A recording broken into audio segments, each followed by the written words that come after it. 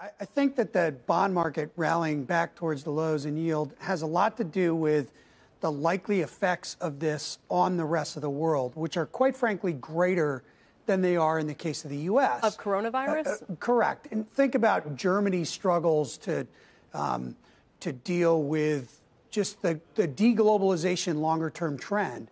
Japan, Korea, all the economies ranked below the U.S. in size are very export dependent. The U.S. not so much. I mean, consider what's been driving growth in the U.S. for the last, really since 2014. It's reasonably strong consumer spending, but it's an investment boom in software and research and development. That software boom is not dependent upon supply chains in China.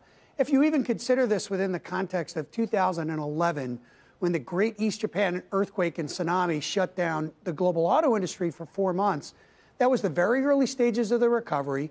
Auto sales were integral to that recovery. Durable sales were quite strong at that point. That was a big deal for global growth at the time.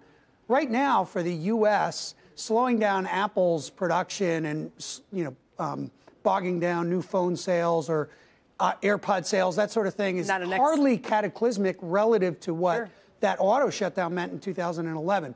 But still, it's a very big deal for Germany being able to sell capital goods into China, or Japan, South Korea, all those other countries that are so dependent upon that supply chain. It's a great point. And, Jeff, we've already seen the German data weaken considerably over the past year as China's demand has crumbled. So how would you invest in this kind of environment?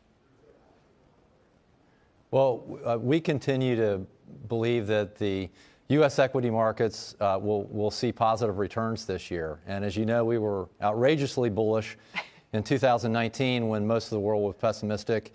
We're less outrageously bullish, but we do expect mid to high single-digit returns. So our kind of message today is don't abandon equities, be balanced. A lot of folks are saying, let's be heroic in the extreme. It's all about cyclicals, abandon the fangs. Other folks might be saying this is a time for defense. We say yes. You want offense, you want some defense, you want some growth, you want some value. We still like the fangs.